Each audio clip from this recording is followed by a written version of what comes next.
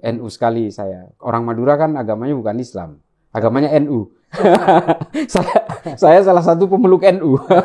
Kayak saya itu meskipun ke kota itu hanya ingin beli beras misalnya, tapi ngobrol dengan pemilik toko beras ini yang notabene orang Cina dan ada salibnya itu, tapi kakek saya ini ngobrol itu seharian, yang diobrolin tentang intimasi sosial saja, bukan soal agama. Dari situ saya belajar bahwa ya kakek saya itu banyak mendidik soal itu, soal keberagaman. Artinya saya tidak diajarkan untuk alergi terhadap orang yang berbeda di pemberontak. Kalau saya begini Bang Ade, saya ingin menyelamatkan negara saya ini dan ingin menyelamatkan agama saya sekaligus dari kesan-kesan kebencian, caci maki dan kekerasan. Saya sudah mewakafkan hidup saya untuk bangsa ini. Jujur, saya ini bukan kalimat majas bunga-bunga. Saya demi Allah, saya memang apapun obstacle-nya, apapun hambatannya, apapun serangan orang terhadap saya, terutama serangan-serangan terutama di digital yang menyerang saya secara pribadi, saya nggak peduli. Saya terus terang ini selain untuk menyelamatkan bangsa saya dari kebencian dan caci maki dan juga perpecahan itu, saya juga ingin tetap menjaga agama saya, bahwa agama saya termasuk agama-agama yang lain itu diciptakan oleh Allah memang untuk membuat satu bejana bagi terciptanya kemanusiaan dan kedamaian. Kalau kita ingin menyelamatkan agama kita, maka agama kita harus betul-betul dijauhkan dari kepentingan-kepentingan yang berbasis kebencian dan kekerasan. Supaya orang tertarik semua terhadap agama kita. Kalau sudah berkesan kebencian, kekerasan, siapa yang mau tertarik coba? Apalagi ini kemarin nih Bang Ade. Ada orang yang mengatakan nggak boleh berteman sama orang non-muslim tuh, coba tuh. Terus orang mau tertarik di mana dengan agama yang diajarkan seperti ini, coba? Saya mau tanya. Bisa menggerus keimanan lah. Kemana? Ini buat saya nggak ada banget nih. Jadi orang-orang itu harus akan Anda lawan sampai kapan? Sampai saya mati. Sampai Anda mati. Saya udah jujur, saya akan lawan sampai saya betul-betul mati dan tidak bisa berbuat apa-apa. Saya tidak ingin jadi pahlawan, nggak apa-apa. Saya juga tidak ingin dipanggil Gus, apalagi dipanggil Kiai. Makanya saya menolak semua embel-embel titel itu. Saya cukup dipanggil Islah dengan I kecil, Bahrawi dengan B kecil. Udah cukup. Cak Islah. Cak Islah. I-nya kecil malah. Oke, Cak Islah.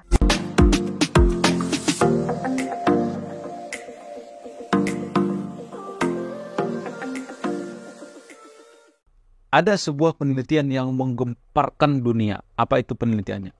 Jadi diteliti bahwa sebuah negara yang sangat religius itu, negara yang sangat taat terhadap agama itu, biasanya akan sangat terbelakang, akan sangat miskin, akan sangat banyak konflik.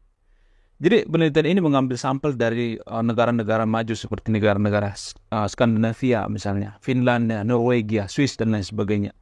Sehingga banyak orang yang percaya penelitian ini benar, masuk akal gitu, sesuai dengan metodologi penelitian. Akan tetapi, walaupun saya sedikit setuju dengan penelitian ini, akan tetapi penelitian ini bisa dibantahkan, bisa dibatalkan. Dibatalkan dengan apa? Dibatalkan dengan negara Israel.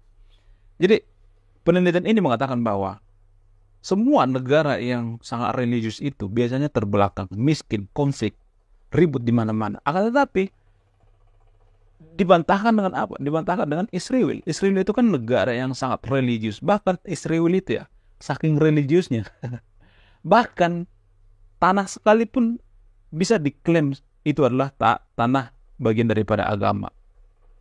Ya, Israel itu sangat religius. Bahkan dalam ilmuwan juga mereka kalau menemukan suatu ilmu yang bermanfaat itu, mereka mengklaim itu adalah penemuan berkat dari apa? Berkat daripada agama mereka, berkat daripada Tuhan. Jadi semua hal yang ada di Israel itu, dalam budaya apapun itu, Israel itu selalu mengklaim bahwa itu adalah bagian daripada agama. Itulah saking religiusnya negara Israel ini. Dan terbukti bahwa Israel ini adalah negara maju ya. Salah satu negara maju. Data mengatakan bahwa Israel ini adalah negara yang sangat maju di dunia. Kalau nggak salah, masuk 10 daftar negara termaju di dunia. Dan penemuan yang mengatakan bahwa semua negara yang religius itu pasti terbelakang, terpuruk, miskin dan lain sebagainya. Akan tetapi Israel religius tapi maju. Nah, kita ambil bantahan kedua misalnya. Korea Utara misalnya. Korea Utara kan nggak ada agama di situ, tapi nggak maju-maju juga.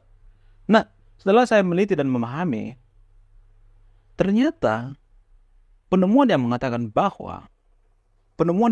bahwa negara yang semakin religius itu maka semakin terpuruk, semakin terbelakang itu bisa saja benar jika, jadi saya membantah ya dengan apa? Dengan kalimat jika suatu negara tersebut mempunyai IQ 78.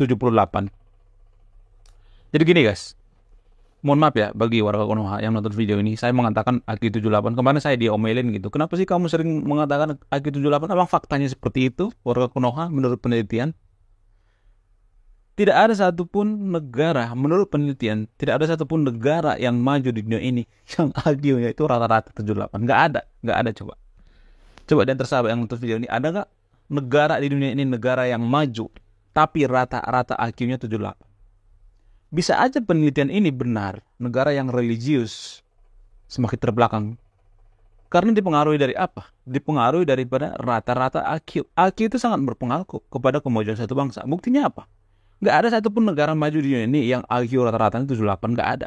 Negara maju itu IQ-nya itu rata-rata 100 ke atas. Israel itu rata-rata IQ-nya itu kan 100 ke atas ya. Nah, yang menariknya lagi adalah ternyata agama itu juga mempengaruhi IQ suatu negara. Jadi ini semacam lingkaran setan ya. Jadi berputar-putar gitu. Jadi gini, kita ambil contoh misalnya. Kenapa negara Israel itu maju padahal negara yang paling agamis dunia? Negara yang sangat religius. Kenapa? Karena dalam filosofi agama Yahudi itu, prinsip agama Yahudi itu, kebodohan itu adalah dosa besar gitu. Jadi beda dengan di Konoha. Di Konoha itu kan bodoh itu kan dipelihara kan. Sementara kalau di Israel itu, bodoh itu adalah termasuk dosa besar. Jadi kalau menurut kepercayaan agama Yahudi itu, filosofi agama Yahudi itu, orang bodoh itu yang paling duluan masuk neraka. Jadi bodoh di sana itu adalah aib. Beda dengan di Konoha. Di Konoha itu kan bodoh dipelihara kan. Mohon maaf ya bagi warga Konoha. Tapi itu faktanya. Jadi agama mempengaruhi IQ itu karena apa? Karena agama itu bisa aja memelihara kebodohan. Bisa aja sehingga IQ gitu itu tetap segitu 78 gitu. Tapi kalau di Israel itu bodoh itu adalah sebuah aib. Bodoh itu tidak boleh dipelihara. Sehingga kalau ada orang bodoh di Israel itu dianggap berdosa. Sehingga itulah alasannya kenapa orang-orang Israel itu atau suku Yahudi itu lebih banyak memenangkan Piala Nobel. Cek data. Berdasarkan data, suku yang paling banyak memenangkan Piala Nobel itu atau penghargaan Nobel yang penghargaan paling tertinggi di dunia ini adalah suku Yahudi.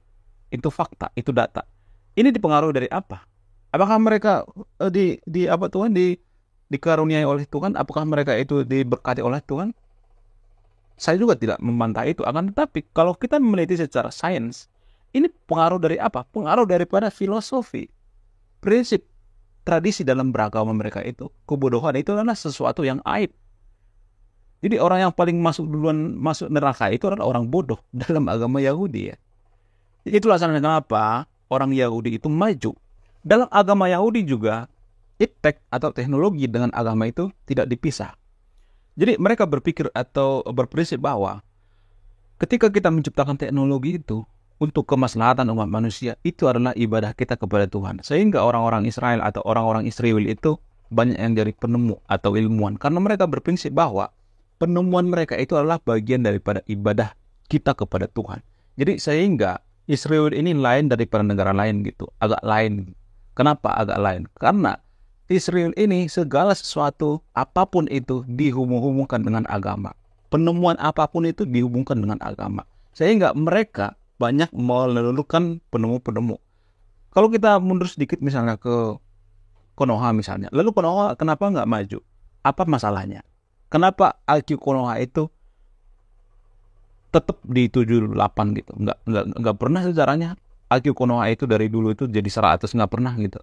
Ada beberapa faktor ya. Faktor yang pertama misalnya faktor genetik.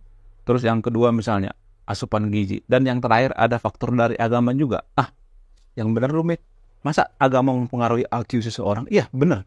Nggak salah.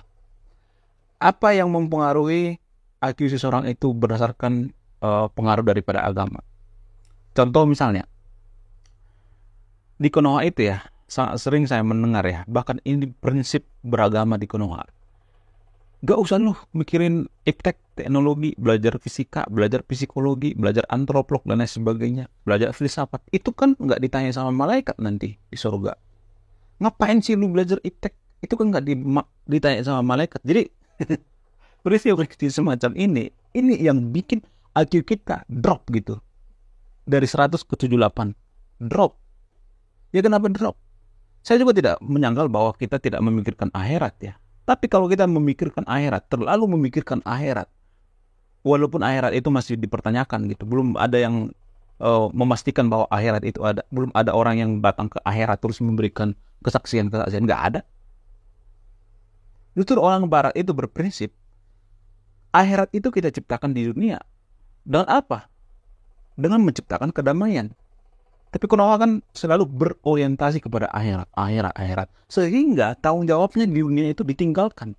Terlalu mikirin akhirat. Sehingga dia tidak bertanggung jawab. Tidak mempertanggungjawabkan di dunia. Hidup itu sebagai penjara. Di Konoha kan banyak berprinsip seperti itu kan. Di dunia mah hidup seperti penjara. Ini mah cuman sebentar doang. Sehingga waktu yang sebentar ini tidak kita manfaatkan. Kita terlalu sibuk mikirin akhirat. Akhirat itu juga belum tentu ada. Masih dipertanyakan. Siapa yang bisa bantah kalau saya mengatakan seperti ini? Gak ada bukti otentiknya. Adapun di kitab-kitab agama tertentu bahwa ada dikisahkan pada malaikat datang ke dunia dan lain sebagainya. Itu kan cuma katanya. Gak ada bukti otentiknya.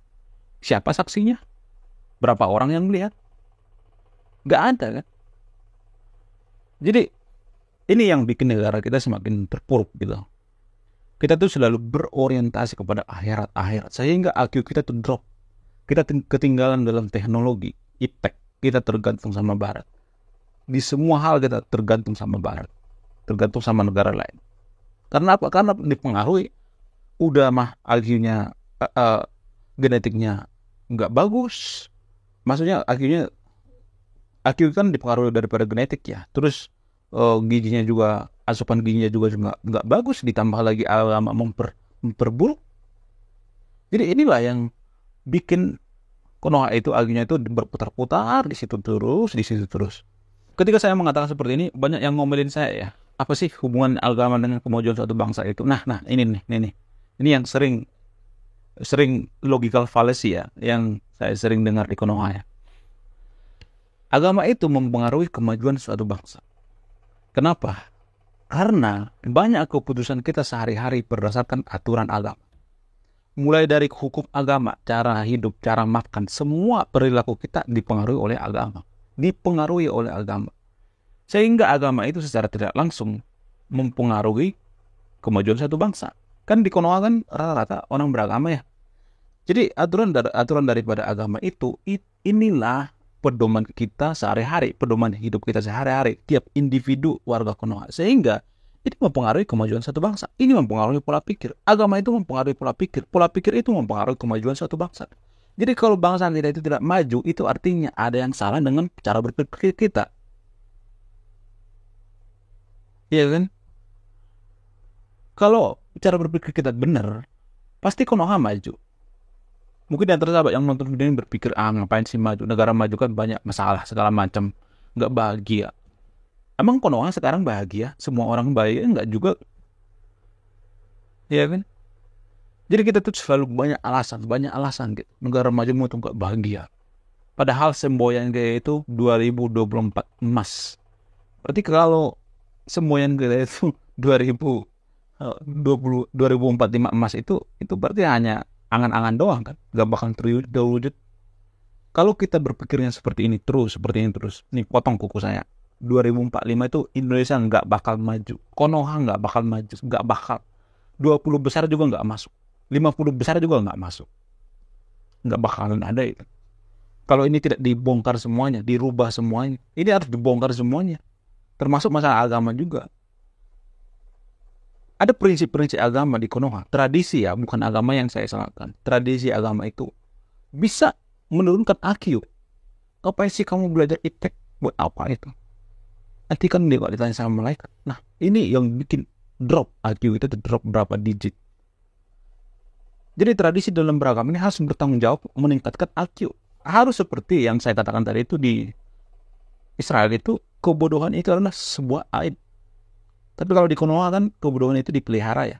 Jadi sudah tergambar ya kenapa Konoha itu tidak maju kalau kita banding-bandingkan ya. Jadi kalau ada penelitian yang mengatakan bahwa negara yang terlalu terobsesi dengan agama, si paling beragama, paling rajin ibadah, bisa aja negara itu konflik berkepanjangan, bisa aja negara itu terpuruk, terbelakang. Jika ada jikanya ya, jika tradisi dalam beragama tersebut malah menjauhkan kita dengan teknologi, malah menurunkan IQ kita, malah memelihara kebodohan-kebodohan. Jadi tradisi dalam beragama ini harus dirubah. Ya bisa aja yang dikatakan peneliti itu benar, jika ada jikanya ya. Kalau kita ambil contoh lain misalnya di Korea Utara, kenapa di Korea Utara itu nggak ada agama, tapi nggak ada agama tapi mereka itu nggak maju? Mereka itu punya agama guys. Apa agama mereka? Agama itu komunis. Jadi agama Korea Utara itu komunis. Ideologi komunis itu adalah agama Korea Utara. Ya memang secara tertulis memang nggak ada agama Korea Utara itu ya, ateis ya. Akan tetapi mereka itu sangat mengagung-agungkan yang namanya komunis. Sementara komunis itu ideologinya udah usang. Ideologinya sudah lama ditinggalkan oleh China, ditinggalkan oleh Uni Soviet. Uni Soviet itu kan udah bubar kan. Karena apa? Karena komunis kan sudah tidak bisa digunakan lagi, sudah usang. Sehingga Korea Utara itu kan masih kekeh gitu bahwa mereka berpikir bahwa ideologi komunis inilah yang terbaik. Jadi kenapa Korea Utara tidak maju? Karena ideologinya yang usang. Ideologi mereka itu yang salah. Kalau mereka misalnya mengganti seperti Korea Selatan misalnya, ideologinya itu diganti jadi liberal misalnya, jadi apa gitu, jadi kapitalis dan lain sebagainya, mereka bisa aja jadi maju kan, sama seperti saudaranya Korea Selatan. Jadi ideologi di negara Korea Utara itu bermasalah. Mereka menganggap bahwa ideologi itu seperti Tuhan, seperti ideologi dari Tuhan gitu maksudnya, seperti agama. Korea Utara itu menganggap ideologi itu seperti agama. Jadi, mohon maaf ya, komunis, ideologi komunis itu sama seperti ideologi yang ada di agama Konoha ya. Saya tidak akan menyebutkan, tapi udah tau lah gitu. Ada benderanya gitu. Benderanya warna hitam, terus ada tulisan Arab gitu. Jadi ideologi seperti ini juga sudah usang sebenarnya di Konoha. Sama seperti ideologi komunis atau ideologi yang sudah tidak bisa diterapkan lagi seperti sekarang ini. Ideologi kan harus relevan ya terhadap zaman sekarang. Tidak boleh ideologi itu yang puluhan ribu tahun yang lalu atau ribuan yang tahun lalu kita terapkan sekarang ini, nggak bisa. Karena zamannya sudah beda, teknologi sudah beda, pola pikir masyarakatnya juga udah beda. Oke, terima kasih sudah menyimak dalam video ini. Saya Ray Konoha. Salam rasional.